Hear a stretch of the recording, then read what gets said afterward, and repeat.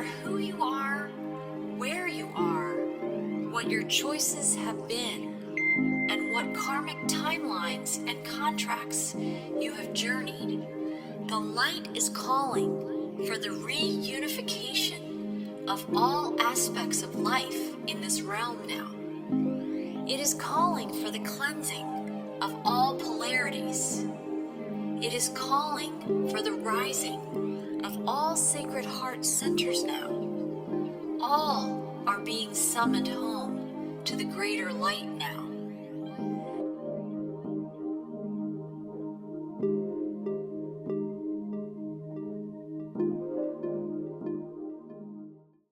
Hi, and welcome to Whole Soul Masteries, Sounds of Circles Roundtable. And I am here today with some beautiful goddesses. We're gathered in a divine roundtable, the divine feminine, really. I think many of us are here to be these messengers of bringing balance to our own lives and to this world in these times. And I want to welcome all of our listeners. I'm Marie Moeller, and I'm an author and intuitive and a scribe of messages from the Arcturian Collective. And I host these podcasts as a form of inspiration to seed a higher awareness in people's consciousness who are looking for balance, who are looking for a higher vibrational way of moving and living in our lives and facilitating an integration inside us, where we can be more present, where we can be a force for good in the world instead of being so overwhelmed and stressed, which is also another option in the polarity of these times, right? So I want to welcome Renee Tainter and Diane Jackson and Wendy Kennedy and Lisa Di Tommaso. And I want to seed this conversation with something that I've been nudged to be talking about. It came through in the recent Marinades video that published recently, this concept of vibrational echoes. And I want to explain a little bit about that and just to seed this conversation. And then I want to see where things flow. We're just going to let it roll, and spirit will move through each of us to share what's in our hearts today. But this awareness of vibrational echoes can kind of soften some of the edges if we have the language for these patternings that are showing up in all of our lives. And we all know what an echo is, right? You hear something and then you hear it again, right? But in how I'm using that language, it's an experiential echo. It's like, it's a vibration, it's an energetic echo. It's something that we've experienced before. And like some hallmarks of what I would call a vibrational echo, we would have feelings, the way it echoes, if we're here to transmute it, there's remorse. We might feel guilt. We might feel some shame. We might have had the experience where we argued with somebody and afterwards we're like, I wish I didn't say that, or I wish I didn't say it that way, or why did that escalate like it did? It's that kind of feeling where I've learned over time with these vibrational echoes, the gift in them is when something doesn't go well, we have the opportunity to say, if that ever happens again, when that comes into my life again, I want to do that differently.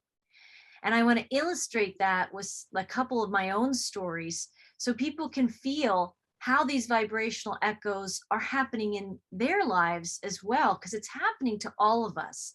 You know, karma is another way of, in some ways, understanding a vibrational echo. It's something that's unresolved from some other lifetimes that's coming up in a present lifetime where you may not be connected that you had that experience 400 years ago or a few thousand years ago. But here it is, all the vibrational elements will be the same in that karmic echo.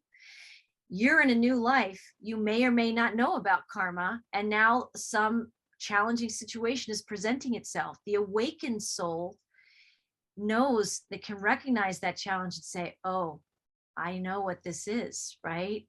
And that's why having the language, having this awareness, we don't have to push against these echoes. We don't have to fight with them. We don't have to resist them.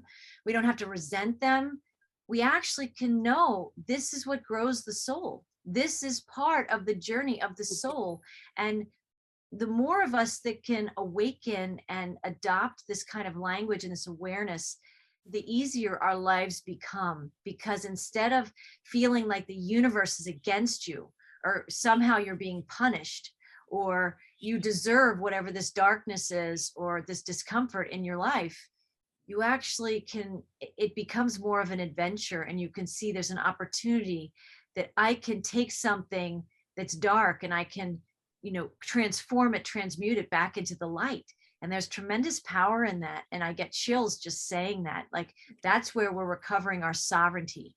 So this is understanding these vibrational echoes as part of the pathway back of reclaiming our sovereignty, reclaiming our power, where we're not a victim of this 3D matrix, right? We're not victims, we're creators.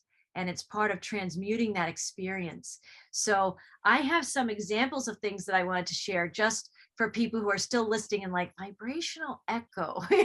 We're all learning new language to explain what we're experiencing.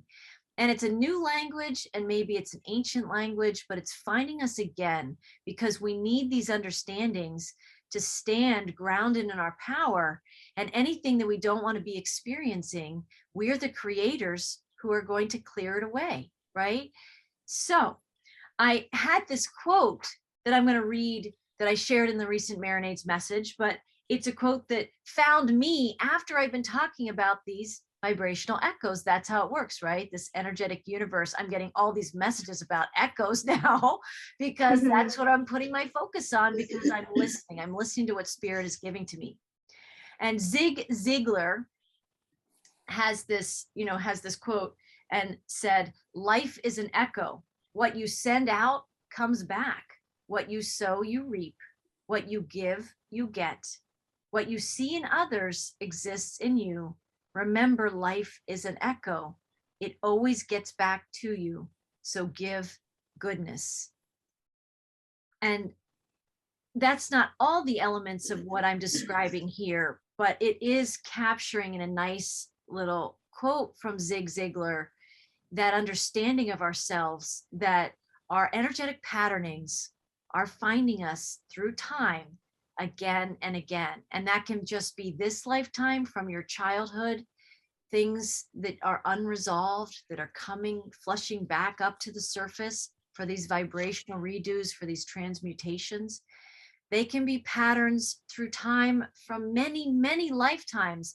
And it could be that thing that you just haven't fully released or integrated, transmuted, and alchemized, that just shows up again and again and again. And you're saying, what is going on?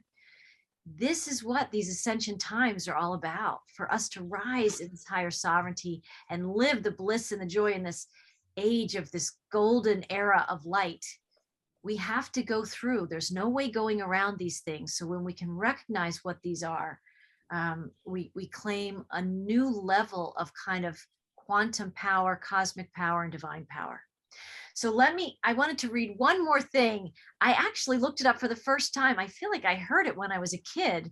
And do you guys know the story? I didn't know the author. Portia Nelson wrote this story, autobiography, in 5 short chapters. Does that ring a bell for any of you guys? Okay, it's really short, but it's also illustrating the vibrational echo to me. And I just found this morning, so I was very happy that I was able to put my hands on it. So, autobiography in 5 short chapters. Chapter 1 of my life. I walk down the street. There's a deep hole in the sidewalk. I fall in. I'm lost. I am helpless. It isn't my fault. It still takes forever to find a way out. Chapter 2.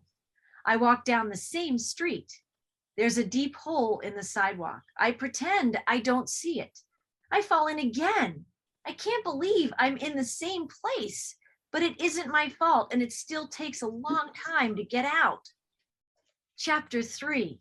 I walk down the same street. There's a deep hole in the sidewalk. I see it there.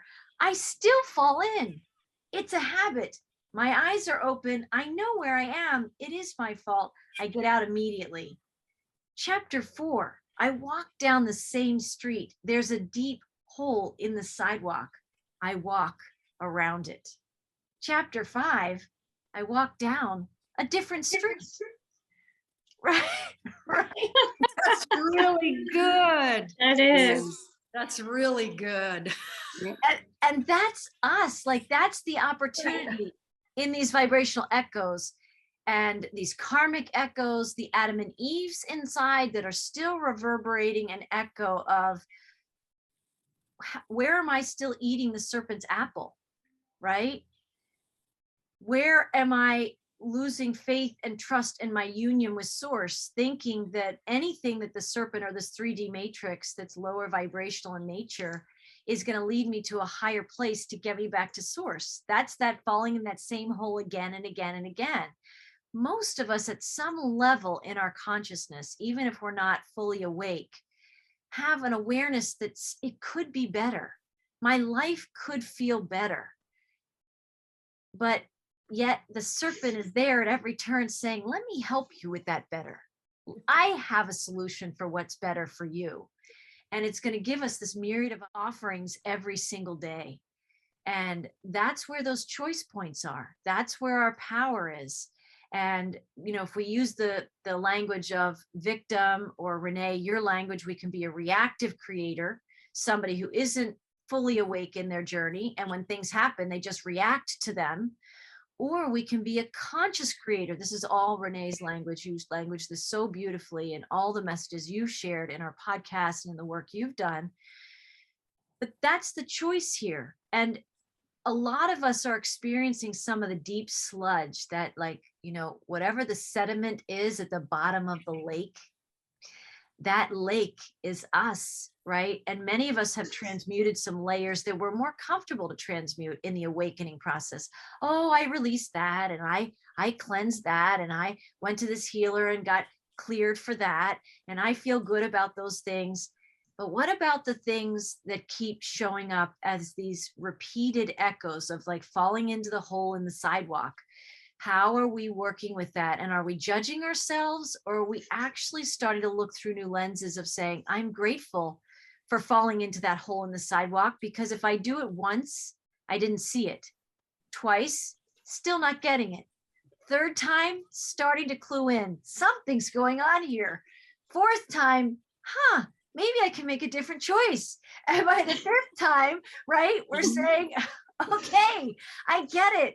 I'm going to make an entirely different choice, and I'm not even going to walk today. I'm going to get in my car, right? I'm going to do something entirely There is a learning curve for this girl. And I think I'm starting to get it from this site, which maybe I'll try and remember. I'm not so great at that. You know, remembering to put the links in the description section of this video for people who want to find this. But here's the end of that article, the reflection that this person was writing out on their website. They said, here's my biggest hope.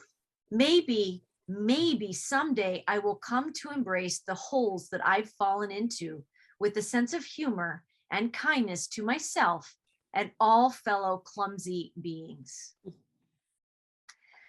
And I think there is an art to learning how to have a sense of humor of, like, oh, there it is again, right? Oh, this old companion that's showing up. It's a vibrational or karmic or energetic companion that we know so well. And yet when it keeps showing up, it's not been transmuted, or there's aspects of it that we haven't transmuted. Maybe we transmuted 5 aspects, but there are so many layerings of us to think that it's once and done, to think it's one layer deep. But oh, I'm so glad that's cleared. I'm all set. I'm good. I'm ready for the ascension. No, there's like 3, 4, 5, maybe 100 layers in there. Yes. And that's what we're learning, to accept our humanness. This is part of, there's a soul inside that wants to be the engine and the mentor of our experience, and is saying, it's okay when the potholes show up. It's okay. It's your choices that are leading you into this pathway of your learning. And if you keep crashing and falling into those potholes, that's just the way that your human self is vacuuming in how you're going to be learning. And so I've had some gentle vibrational echoes. Oh, I've had some big smacks. I might even say rods of God, like lightning striking in my life. Incoming. Incoming to get my attention. So here I am. I have some stories to share to illustrate this, but I want to open this up to you guys and to say, have you had a sense of even feeling these vibrational echoes? How maybe has that shown up for you, and what do you have to share? Who wants to talk about that? Yeah, Renee. Oh yeah. And I was thinking echo, echo, echo, echo, echo, echo, echo, echo, nonstop echo, life lessons, a lifelong lesson. And I think as we grow spiritually and we learn the tools that serve us, and so if you're consciously aware that you're evolving, conscious evolution, I think that the idea is to manage your energy. So what are you feeling and what are you going to do about it? And then that's when I call on the tools of, are you reacting from your reactive mind, or are you going into your heart to ask for guidance and wisdom? And what do you do about this? And, I've had a whole bunch of those echo, echo, echo. And I keep thinking that I got the message, and that like you said, I'm glad I got that taken care of. And how we were just saying before we started recording, like, how many layers are there? Please tell me there's only this one left. And so, yeah, I think that that's valid, that you have those echoes, because because of the layers, like you were saying, Marie, that there's layers. You thought you got it done, and maybe you didn't, and here it comes again. And yeah, having compassion for yourself, realizing that you are on a journey. That's what conscious evolution is. You're on the journey. The end game is finding your sovereignty. The light that's in you already is going to be freed from anything that was put in the way, programming, habitual responses,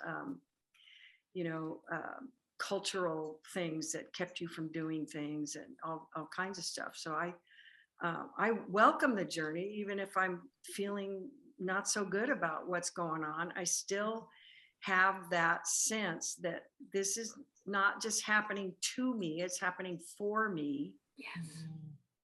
And so I'm going to trust it and embrace it. And I've said this before, because I've said for years, I was telling people when I was still working, hey, there's a lot of light on this planet. And I believe, especially in the last few years, that the light is summoning us back to itself.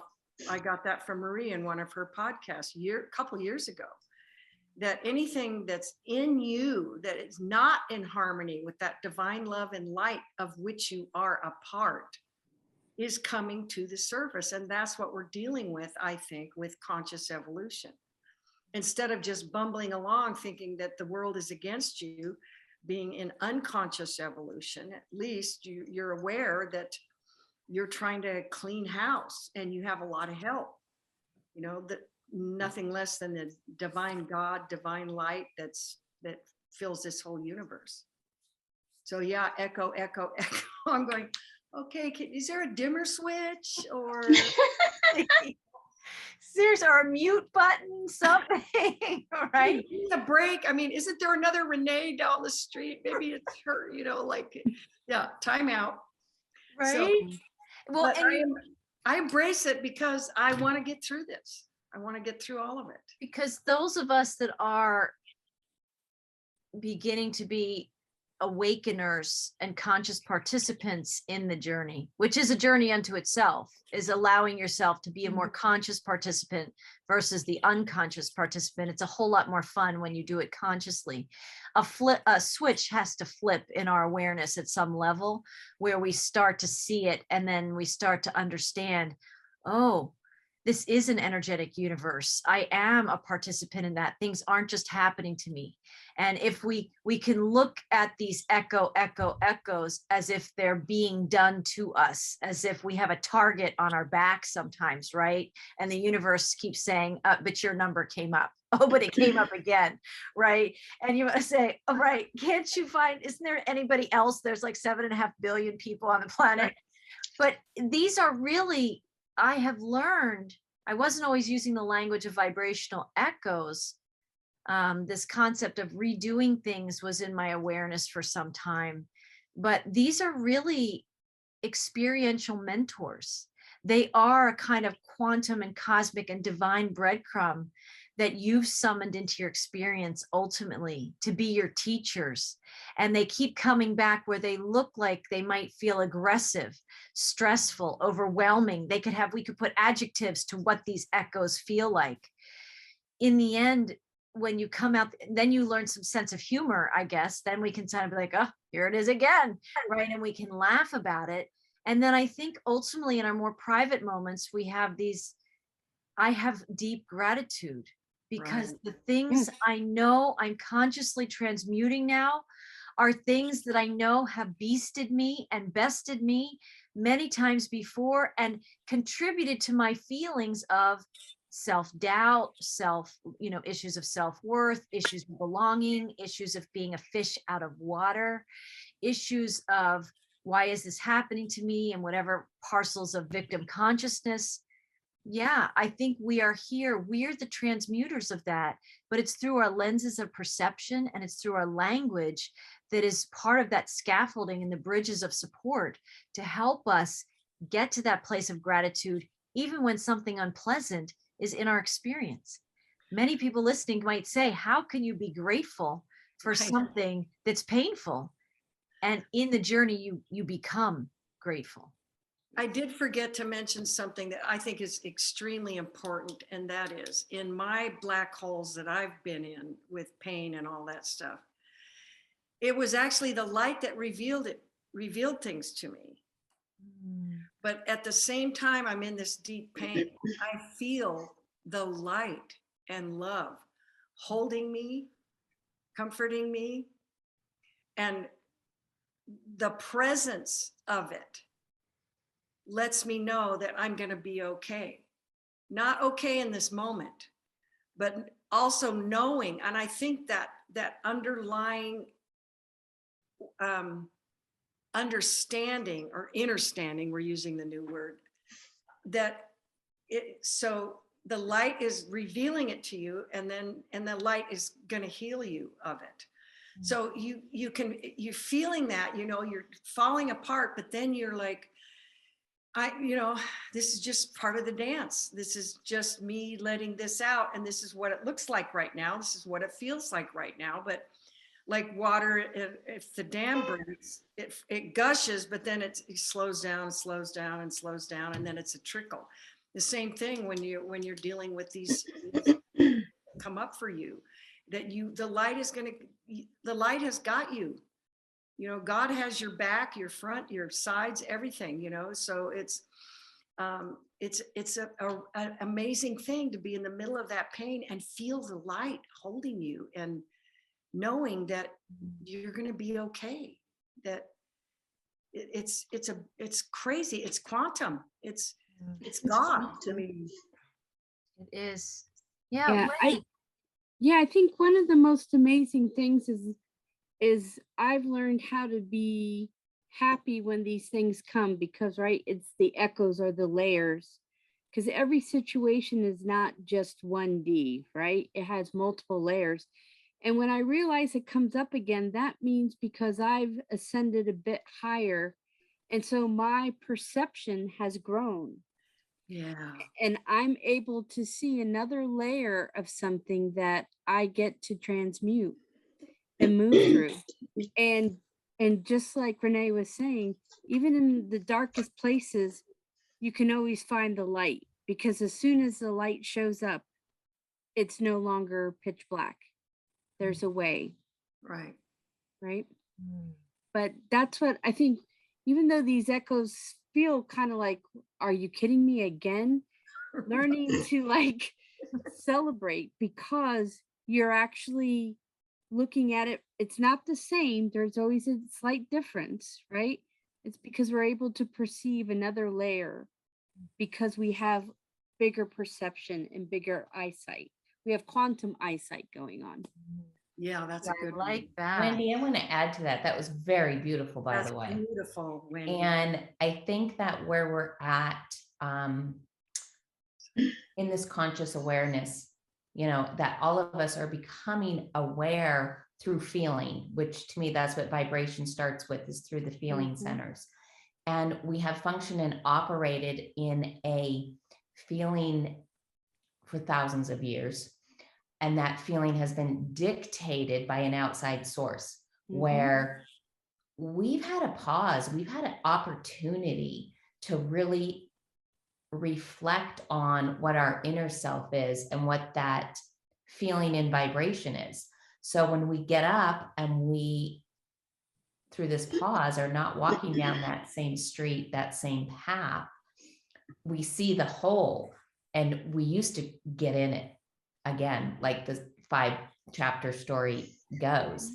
But we didn't know that that's what we were doing. So now that we've had this pause and this vibrational, oh, that's what a whole is, that's what we were doing collectively, consciously, that we are rising above to become aware that we can change it, that we do have a voice, that we can speak, that we can go on another path, we can take another vehicle, take another road.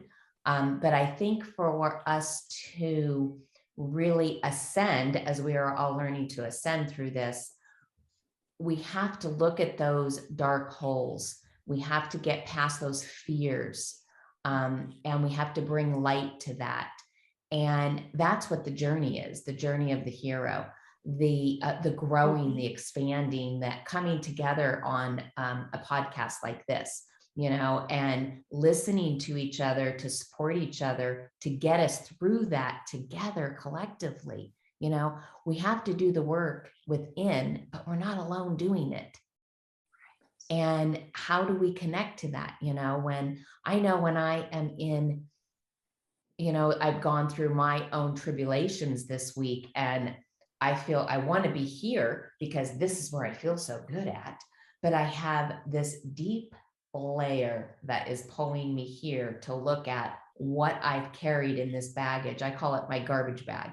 And what is in the garbage bag? I don't want to carry this garbage bag anymore because it weighs me down. So what else do I have to clear out of there? And that's what I'm looking at and it's reflected in the relationships with my family, with friends, in those vibrations, what I'm vibing with that day. Oh gosh, have I been vibing like this for a week now? What is going on in my life? What am I looking at? Where am I going to grow?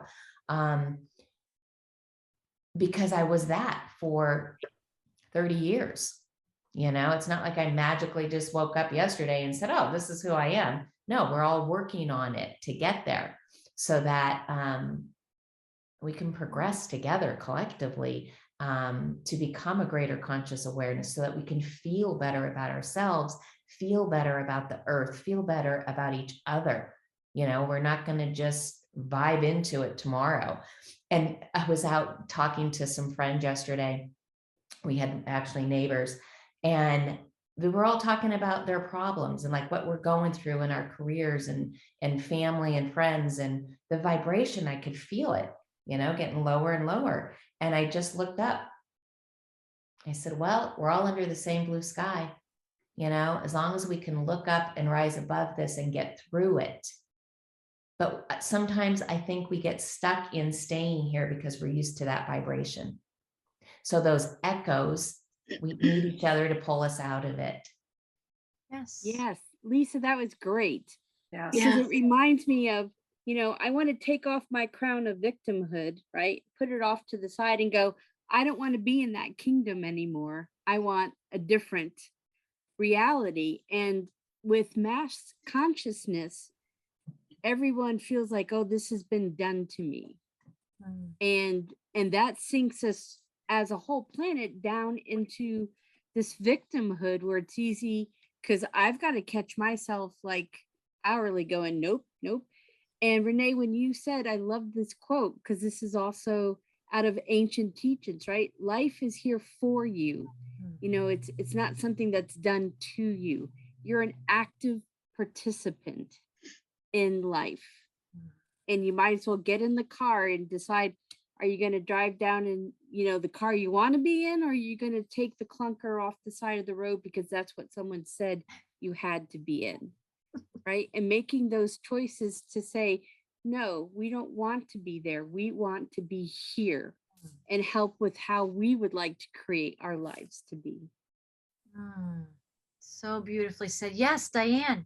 I just love what everybody's saying. And a couple of things have been popping around in my mind, but I remember years ago when I first started on my spiritual path, I was really into big time self-deprecation and judgment, still do a little bit of that. I had my PhD in it then. I've graduated. But one of the ways that I would start to talk to myself about that was, in my mind, I created a very deep well. And I would track my progress toward the well because I would start to notice my thoughts and my feelings. And I knew that those kinds of thoughts and feelings were tracking me toward the well. And I fell in quite a few times before I got to the point where I could interrupt the pattern, like you guys were talking about, and to say, okay, wow, that was really good. You only got halfway there today. It's like, and so I think one of the other things that struck me when you guys were talking too, I remember years ago when you guys have probably listened to Carolyn Mace, and she talked about one of the primary ways that we bond with people is we lead with our wounds. Yes. Wow. And you know, when you talk about somebody with somebody and they have a wound similar to yours, then you're like, oh wow, you know, we've got a connection, right? And your connection is based on that wounding, right? And we're not even consciously aware that that's a really lower vibrational connection to make with someone. Let's go discuss our juicy wounds, right? And I think that is one of the really big consciousness paradigms that we are transcending. That is a very big third dimensional, lower vibration. Let's enslave ourselves to those old wounds. And that's what happened to me yesterday, Diane, outside with everybody, talking about it. I could feel it, you know, and I just had to pause and look up. So yeah, and we didn't know that's what we were doing before. We walked away, we went home, we cooked dinner, we went to work, we whatever, but it was still there vibing. And that's what we have to create, make it obsolete, dissolve it. So what that has kind of led me to, and these vibrational echoes really, they really resonate with this for me, is to ask myself every day, where am I investing my energy? What am I doing today to embody that fifth dimensional energy? What actionable things can I do to really embody that?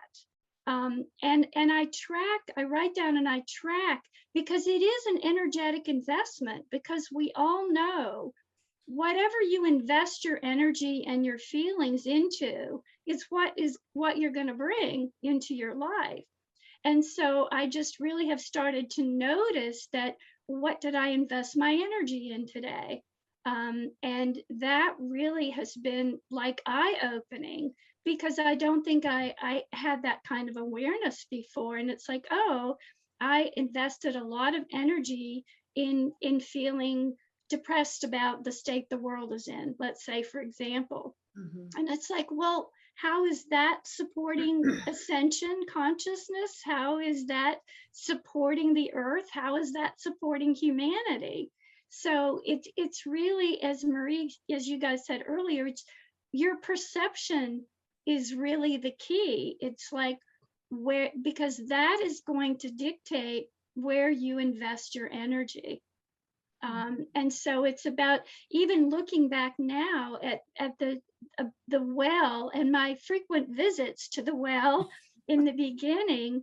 It's like, well, that was really awesome that that I could see, I could even have the presence of mind, thanks to spirit and my guides, to come up with something like that, because that would have not been within my consciousness, because I was so 3D back then. I mean, I don't know how they even got through my thick skull.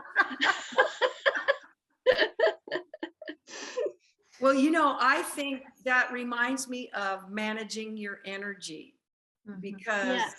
and in the beginning of my journey, learning about, are you a reactive creator or a conscious creator? You basically, the first step is to realize you don't know what you don't know. And it took me a while to learn that I had a reactive mind and a divine mind, which is your heart. And so I was looking for ways to get out of feeling negative. And then I connected it to my thoughts. And then I thought, where's the cool thoughts? Where's the good thoughts? Because the ego mind, and we've all learned about the ego mind, the ego is not your friend. Kick you when you're down, take credit when you're up. And so I said, you know what? I need to start building thoughts that have a higher vibration. And then that's when I started building my divine mindset. And I didn't really realize I was doing it because, it's in the beginning, it was kind of unknown, but I knew that if I was feeling bad by thinking these thoughts, then I need to look for some thoughts and focus on that. And boy, in the beginning, your reactive mind doesn't want any part of that. And I've shared before that I think the reason why people like us have gone to where we've gone is because when we did get a new thought in the reactive mind, the first thing that happens is it rolls around looking for a box to live in. What category does this go in? Is this true? Do I like it? Do I resonate with it? If there's no box or category, generally you kick it out and you don't give it a second thought. But people like us, we have given it a second, a third, a fourth, a fifth. And then you start looking at it and paying attention and learning. But that is actually an energy in you, which I call the God-shaped vacuum, that you either honor it or you don't. And I would always go, that's interesting. Is that true? And so then I was learning the difference between the reactive mind and then building this divine mindset and realizing that, wow, certain thoughts are a lot higher vibration than other thoughts. They actually feed you. Divine thoughts, God thoughts feed you, comfort you, guide you, lead you, nurture you, love you, raise you up. And all the ones in the reactive mind are going, oh, look at you, you did it again. What is the matter with you? All the habitual things that not only are now present in your reactive mind, but you heard it from somebody. I mean, you help build that reactive mind. I mean, when you're a kid, you can't, you're not going, should I put that in my reactive mind? You don't have that language because you don't know what you don't know. And so you going into the well, Diane, I mean, there were a number of times, or the gal falling in the sidewalk hole. Well, okay, you had to do that a few times before you realized that maybe you had something to do with that, and maybe you could stop it. Exactly. But, you don't know what you don't know. And if you don't know that, you try to tell someone that they have a mindset that is in charge of their life. And this is what Spirit told me when I was learning this on my job. If you're feeling anxious, fearful, depressed, scared, fearful, all of this stuff, you are not in your divine mind. Your reactive mind has taken over. Yes. And in the beginning, it took me days. All of a sudden I go, hey, I've been feeling this for a couple of days. I wasn't even aware of it. It's so habitual and first nature for people. So then I said, okay, look at your feelings. And that's when the whole feeling thing, if you're feeling like crap, then you need to back up in your mind and find out what thoughts you activated and say, wait a minute, and take charge. But that's why people like us now are conscious creators, because we have learned about how the reactive mind works. We have learned about falling in those holes and the wells. And we've learned that we have something to do about it. And I don't think I want to do that anymore.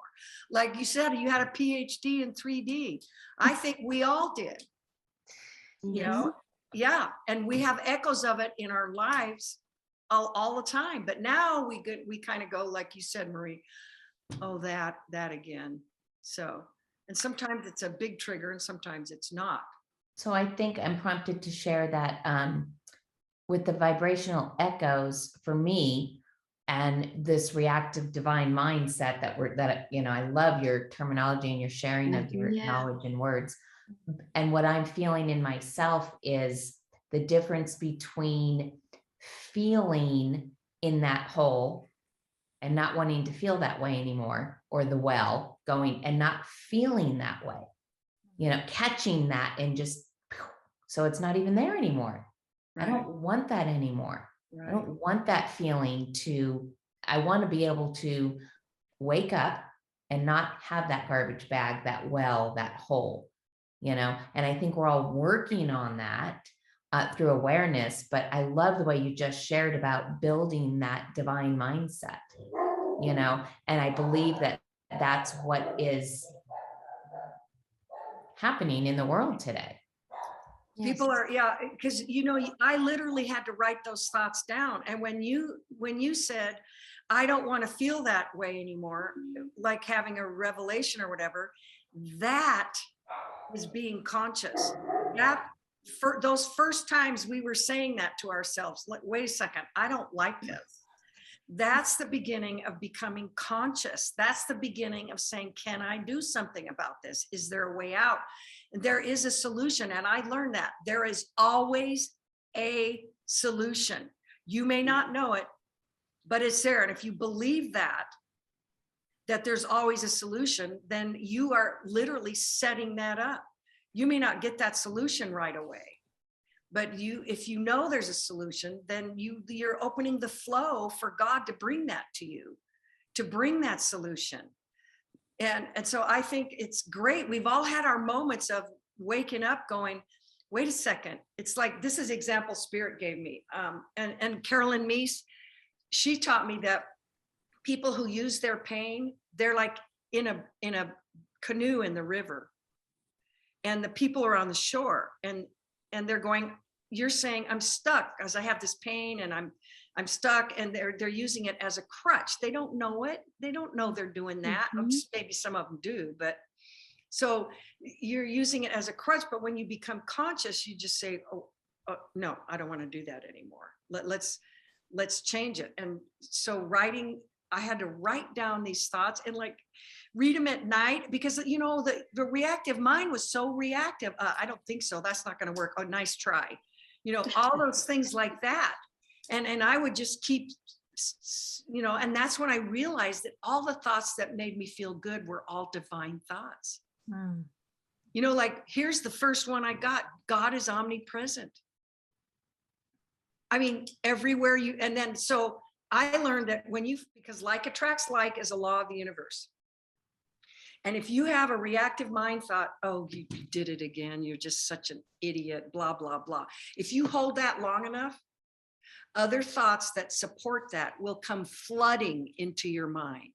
Next thing you know, you're surrounded by all these, Spirit gave me you're the egg, and all these little sperm thoughts are going, give me life, give me life. Here, give me, you want to pay attention to this. And then if you're unconscious and you don't realize you're reacting, you just go, oh, it's so true, all of it, it's all so true. But it's true with the divine thoughts too. So when I started thinking about God is omnipresent, that was the first divine thought. And I hung on to it long enough, like, think about that. God is omnipresent. And that means everywhere present. That led into at the same time. that led into, even said Job in the Bible says you can't go anywhere in the universe where you don't see God. And that led to everywhere I rest my eyes, I see God. And that led to roads and roads and roads of accepting humanity, accepting their divinity, accepting your humanity, because everywhere I rest my eyes, I see God. And so I went, big difference between the divine mind and the reactive mind. And so, wow, I said, whoa, I need to pay attention and manage that and manage it. And that's because you can have all the talents in the world, but if you can't navigate through humanity or yourself and your mind and your heart, you're kind of in trouble.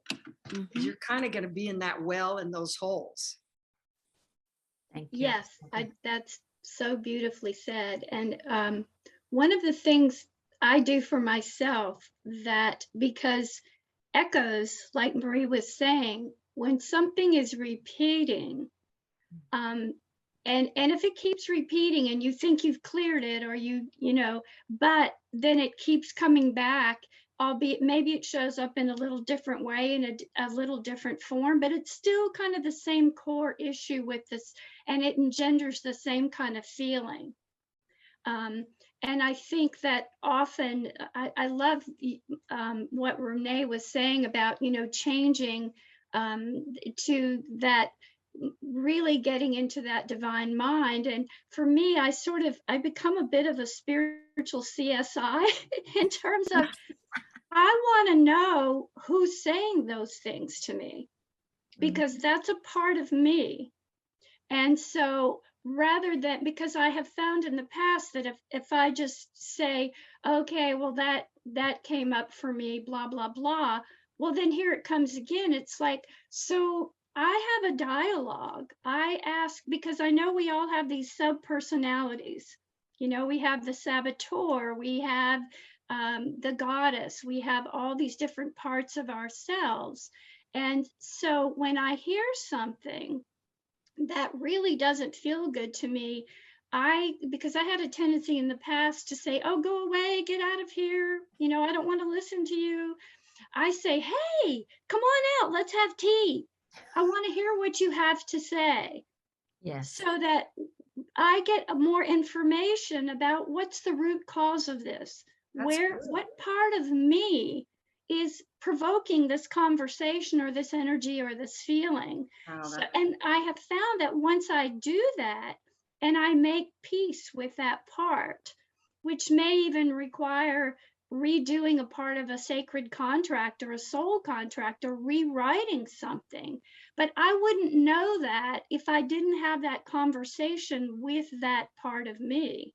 You were bringing the light to that situation because you wanted to understand it instead of go away, you got the wrong person. That's beautiful, Diane. That's a really good tool. Something comes up, come, let's have tea, and then you look at it more and well, you have to honor it, because and bring the light to it. It's fabulous. Yeah, when you honor it as a part of you, because if we are really honoring all the divinity within us, that's part of the divinity too. Right.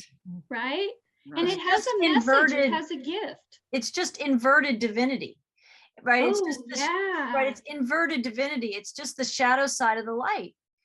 And I know that many of us have been called, like you said, Diane, in the past, it's like, oh, I don't want to, I don't want to look at that, shove it under the proverbial rug, right? Anything to distract ourselves from looking at that, because that's uncomfortable. And I think that's part of the cultural conditioning. I certainly remember being in grade school and you want to cry. Something makes you want to cry, but very quickly, oh, it's not even safe to cry here. So I'm having all these emotions, but I don't feel safe to express them.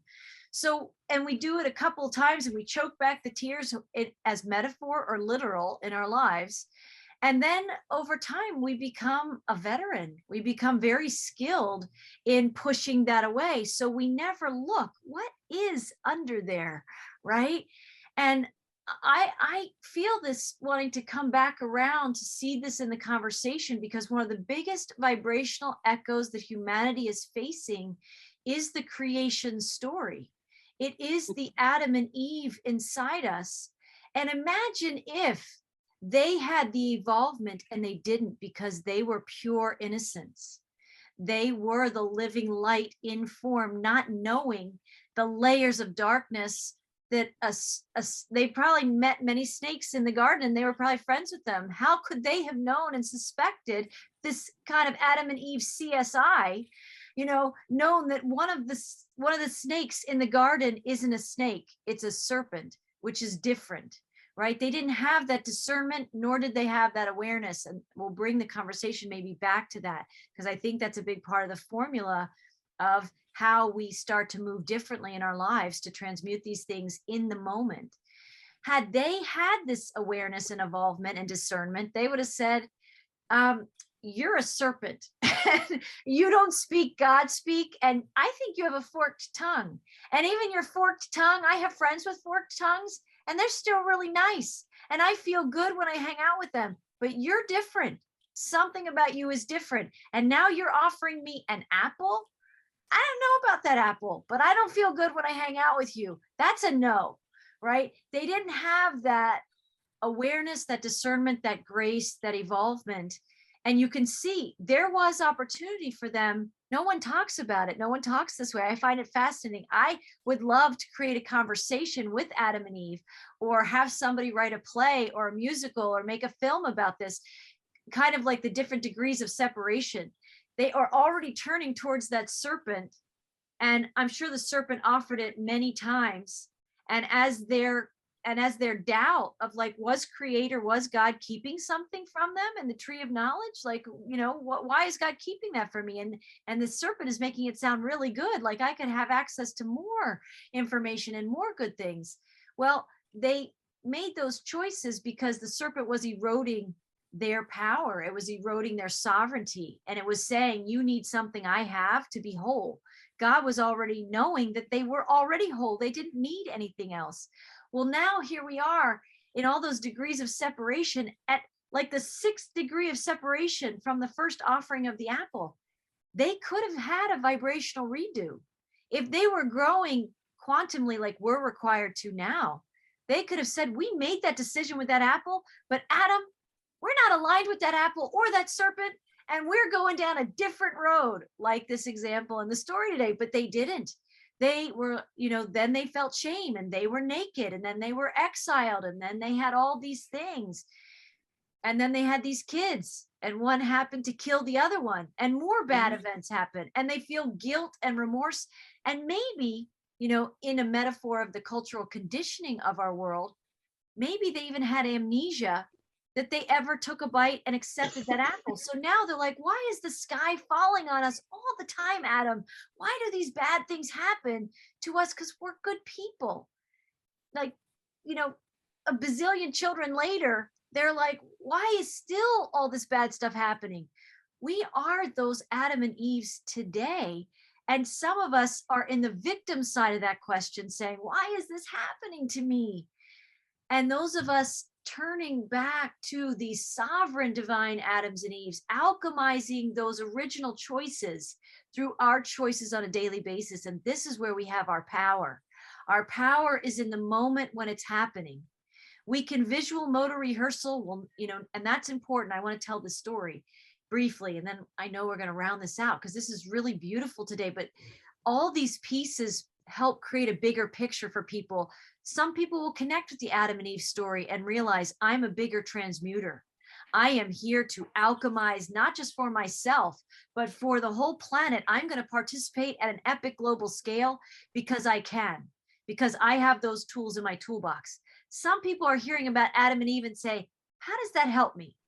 I don't relate to that. I don't want anything biblical. That sounds religious. I had someone once, when they were looking at some of my books at a book sale one time, said, they passed my table and I have all these colorful children's books that are really sweet. And she walked up kind of curmudgeonly with her cane and she said, sounds like church. And she humped away, right? Some people might do some humping. And when we talk about Adam and Eve, they might say, sounds like church. And they throw the whole message out, missing that somewhere in that story is your story, or your story is somewhere in that story. And we're all a part of each other's stories. And if we think that perpetual wars and whole countries starving, or global pandemics, right? Or global gripping serpentine fear and lack and scarcity and all these things are God's best vision for our lives, well, some people who are thinking that might just need an awakening event, right? To wake them up out of the spell that that's what our lives are meant to be. Those of us somewhere in the journey, we do get tossed around in those stormy seas sometimes. Every one of us on this podcast, we still have triggers. We still have those invitations to go low, right? And we're hanging out with people. They're all talking at this level. We might have been buzzing with, with like the bright light of source inside us, but you hang around with that enough. And the choice point will be, will I look up like you did, Lisa, and feel the sun on my face and know the divine shining in me? And I could just be that presence and breathe for all of us, even though they're speaking lower dimensional speak. But I can be a higher vibration that surrounds all of us. And I could do that consciously, and I never have to say a word. Or I could choose to have some sunshiny words come out of me that somehow change the conversation at a level that they could lateral slightly rise into. We all have these choice points every day. Are we going to sit around the water cooler and be like, like you say, Renee, oh yeah, well, that person just did that to me. And you all add to the story, and now it's a snowball and it's causing an avalanche in the whole company. Or am I going to take a breath? And they're like, how are you doing? You look good. What have you been up to? And you're like, well, and you have a couple things that you're willing to share in a public environment like that with people you may not know that well. But they're like, wow, that's pretty cool. I don't go rock climbing on the weekends, but you sound like you had a pretty cool experience. It shifts everything. And it transforms everything. Right? Adam and Eve could have transformed that, right? They could have stepped up. One could have said to the other, I think we're on a slippery slope. I think we are on the slippery slope of the serpent who is helping us slide. And let's drop an anchor. At any point, as they were drifting into separation consciousness, it wasn't the plan. I think the collective wanted to have this experience at some level, but they could have. And now that's the choice for many of us. We could drop an anchor right now in our lives and say, I can participate in that lower vibration forked tongue speak myself, or I can say, it might be really familiar to me, but I am going to reach inside for a better feeling vibration, even if I just breathe that feeling and I don't say anything. Well, I think it's important to note another dimension that we share, or consciousness, or whatever you want to call it, is that we've been talking about transmuting and transforming all these things and the layers and the echoing and all that. But a very important part of our journey is the awareness of why we're doing it. We know that we're doing it for our own selves individually and our families, but we're also doing it for the collective. We live in the big picture. And so, when I was learning all these, like the divine mind and all that, the crossroads is like when you were doing it, Lisa, with the neighbors all going blah, blah, blah. You were at a crossroads. You could engage in that energy game and talk, and then reactivate and activate the negative energy and carry it on, which if you had, and then everyone would go back to their house still feeling that same energy. But when you disengage, there's actually a transformative moment. You being the conscious person living in the big picture, I've experienced this a whole bunch of times. You just saying to yourself, I'm not going to engage in that. I'm going to disengage from the energy game of the reactive mind, and I'm going to transform the situation with my light. Now, you don't actually have to say that to yourself, but you end up, and if you connect to your heart, you don't have to think about what you're going to say. Your heart reads the energy. Your heart has its own consciousness, the consciousness of God. and whatever is need to be said or backed off or whatever, it comes to you because you jump in that flow by making the decision to disengage from the energy game and the reactive mind shenanigans. And bless their hearts. That's why I'm always saying blessed humanity. If these people had a clue that they were making it worse for themselves and perpetuating the whole 3D pain and all that kind of stuff, if they knew, if they were educated, they'd be going, no, they'd be want to get out of the hole or the well. And so, but you don't know what you don't know. And you can't walk up to someone and say, dude, you are stuck in your ego mindset. Or there's a hole in the sidewalk up ahead. You're in a hole. Warning, yellow tape. You can't do it because people don't see it. That's why it is so difficult to, from, you know, the higher dimension or higher consciousness or 5D or whatever, to communicate to these people that think you're the one that's nuts, saying all this stuff that doesn't make sense. I think that's our challenge right now of navigating through these times. Yes. You know, and it's challenging. This is probably, from what I believe, what I hear, what I know from my guides, the most challenging of all times, but at the same moment, the highest, greatest of all times. We've never been in this space in the collective or individually in mankind's history. No, because we're consciously awakening. Yes. And we needed to go through the fall to experience the conscious awakening. And that's what this rebirthing, this vibrational echoes are pulling us to, in that rebirthing. We have this great opportunity to not look at that hole. Right. But we have to look at it to know we're not looking at it. Right. You It's bring that the knowing light and unknowing. You bring the light to it, like Diane said. She goes, come on and let's have a cup of tea. I think that's great. Yes. That's great. Let's examine this. Let's look at it. And the other piece of that I was just thinking as you guys were talking, I just love all of the wonderful ideas and things that are coming forth from everybody.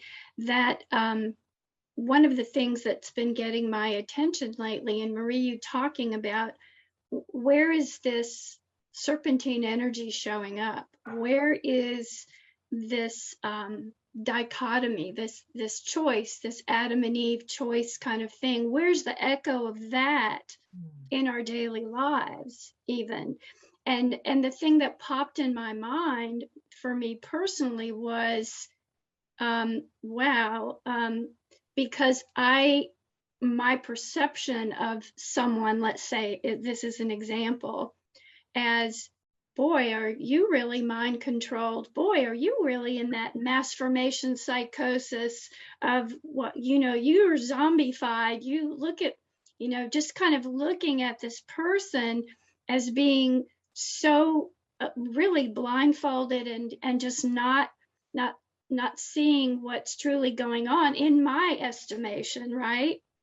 And listening to myself go into judgment about that, and where, just listening to myself, the things that I'm saying and the things that I'm projecting toward that person, to me, that's very serpentine energy in a lot of ways. And to say, I love what Mother Teresa said, how I see God in all of his many distressing disguises.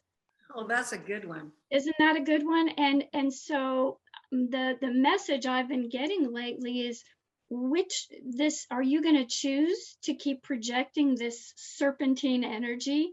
Or, this is an Adam and Eve choice point where I can say, this person is in so much fear that I'm just going to hold them in this divine compassion and this divine love energy, because that's the only possibility for change that they can be offered at that time.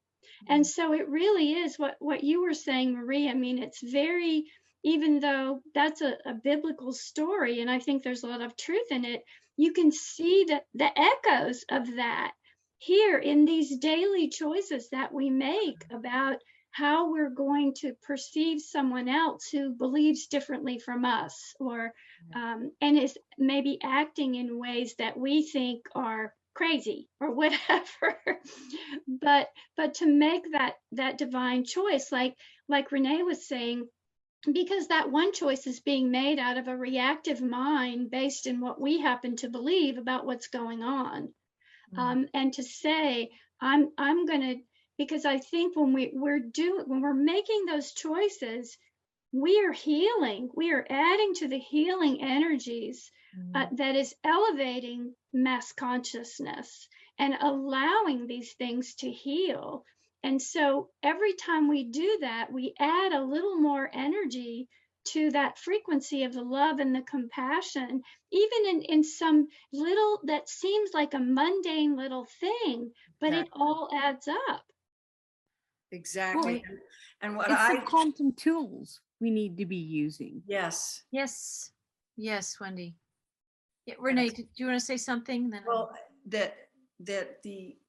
that's what I learned when I was going through this journey, that transforming that one situation that you're in right there, disengaging from the energy game, choosing love, allowing the flow of your heart to tell you what you want to create or co-create in this situation.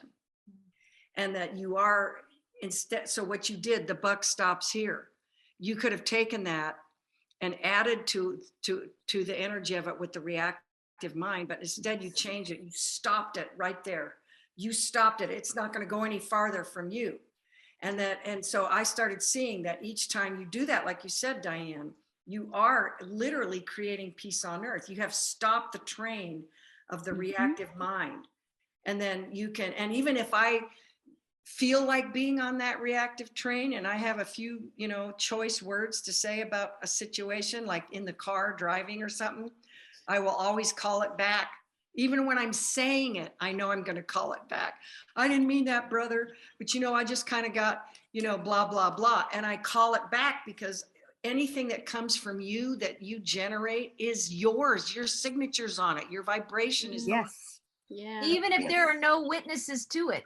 Exactly. It's an energetic universe. The universe is witnessing. The universe is witnessing it. And I think I look at it's almost like the 100 monkey type of thing, right? When we're starting to do this, like instead of wanting to cuss someone out because you feel they've done something stupid, on the highway or somewhere, blessing them instead, because maybe they need that more gas in their blessings tank.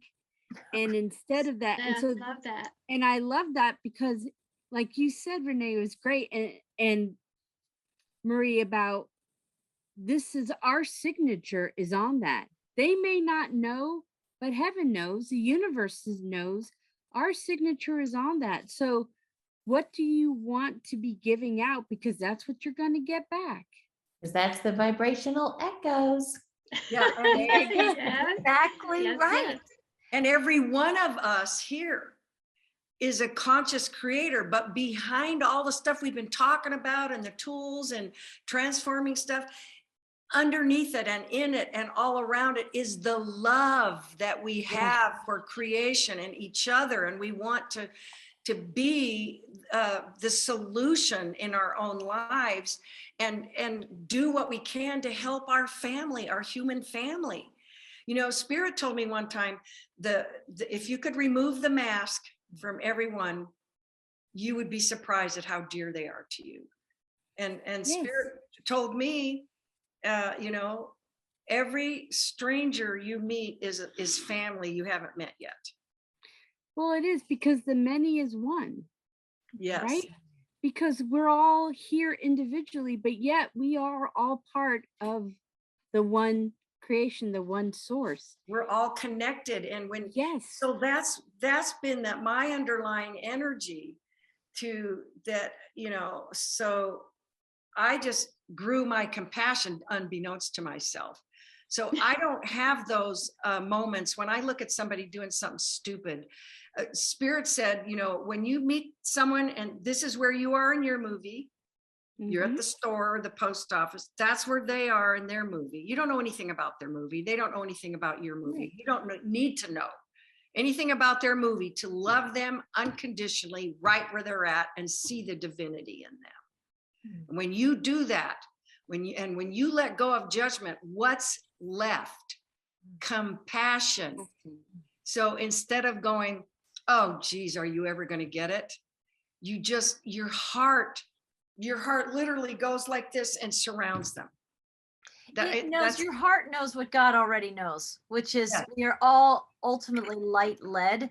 Even those in the greatest darkness, God knows they're seated in the light, and they can't divorce themselves from it, no matter how many choices they make to split out further and further away. It's like you in the well, Diane, in a way, those choice points, no matter what, you were going to clear yourself of the things that was keeping you separated. If the well is falling into the pit of the darkness and the snakes, your connection with your heart like resolve the need that you had to even walk to that well. It's like, I'm going to go down a different side of the mountain today. I don't think I need to visit the well at all, right? And to round this out, I feel like I love all that we talked about today.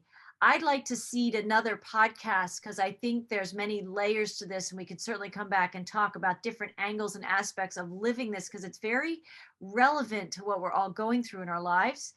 I'd also, in a podcast, one of those, I'd love to come back and each have an example, bringing to life an echo, a story of something we've journeyed or we're going through, and illustrate that to people. But I want to go back to what you said, Wendy, where you can, if somebody's doing something, maybe you're driving and they're doing things on the road aggressively or unconsciously, and we all have those thoughts, right? And you can fill up their gas tank with blessings. Like that's how we can transmute those moments. And what I can feel, it just came to me as soon as you said that, we can boomerang blessings, right? We can boomerang the blessings in our lives and others. So if they're doing something to us, we can turn that around and boomerang a blessing. And someone else once gave me this concept. I think the guides even seeded it, reciprocal blessings. So when you're blessing them, you're blessing you. So boomeranging blessings, there's a reciprocity of blessings that comes back to you. And this is the alchemization of our planet. It doesn't mean that there aren't times, plenty of times, especially we're talking about random people at the store, on the highway or whatever, but get a few people closer in, your mother, your father, your child, a spouse. Is it as easy to boomerang some lovely blessings in those situations when you're triggered from something maybe 10 lifetimes long that you have not resolved? That's a different level of this work, and there are layers to this work. There are levels to this work, and I think we may be messengers, us on this podcast, and those resonating, those receiving these seeds of awareness that we're planting today. You're a messenger of this energy too, and many of us are these alchemizers of our personal lives and of the planet. And a lot of us, that's why we're here. That's a massive part of our purpose, is the presence we bring to the situations as transmuters of these times. Well, can I just say one more thing that I learned? It took me a while to learn this. The way you see your big picture, which is your awareness, the big picture. Reactive mind is little picture, divine mind is big picture. When you can see the divine in everyone and see that God is omnipresent, it's actually a vibration. And I didn't realize that, but where I was working, I was a flight attendant. I literally saw things change in front of me.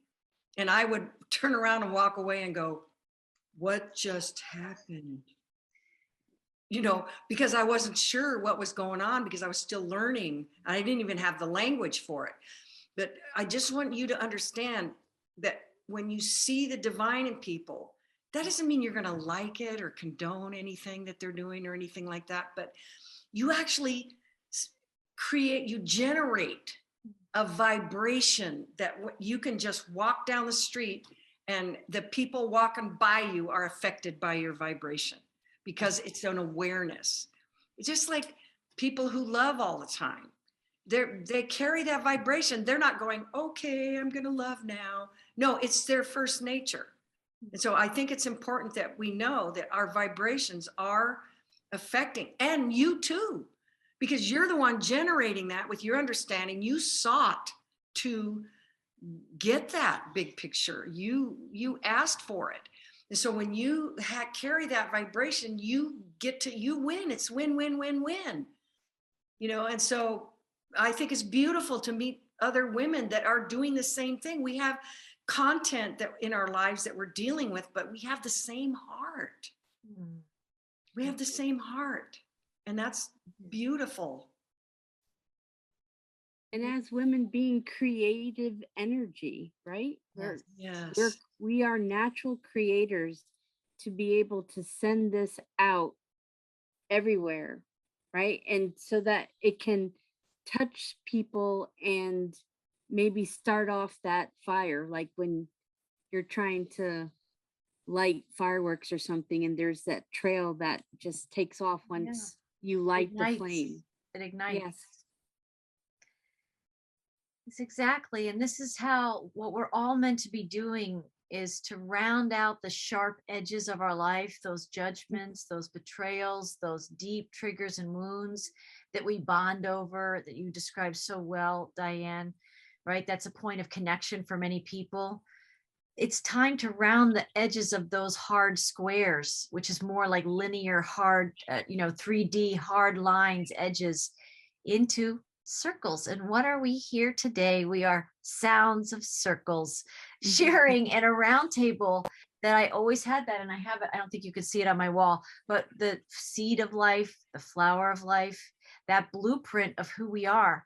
It's not squares interconnected. There's not interconnecting squares. It's interconnected circles, which have no edges, right? Aren't carrying the pain anymore. It's all fallen off, and we're whole unto ourselves, and we're linked up with each other. That is the times we're in. We are in transit as a collective. We are in the journey as individuals. And there's a lot of power in those who are willing to even alchemize how we look at the triggers in our lives, just beginning to even admit to ourselves, there's some jewel, there's some beautiful lesson in this for me, even though right now it's painful, uncomfortable, could be excruciating. But if you can just allow yourself to say, there is something in this for me.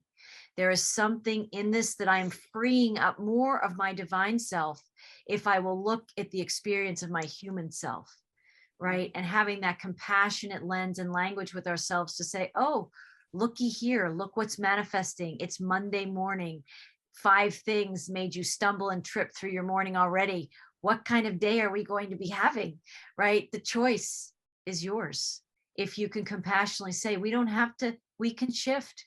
We can step on more sure footing. We can take a breath and reset how this day got started. We can shift that energy in the moment with ourselves. And again, no one else has to know. Sometimes you share it. Sometimes people see it. But a lot of times these are private moments with just you and your thoughts and your beliefs and how you're talking to yourself. You're shifting that vibration. And that's where the power is. And so I want to thank you, because this was a powerful divine feminine roundtable. Let's get back together again soon and have more conversations about this. I want to thank you all.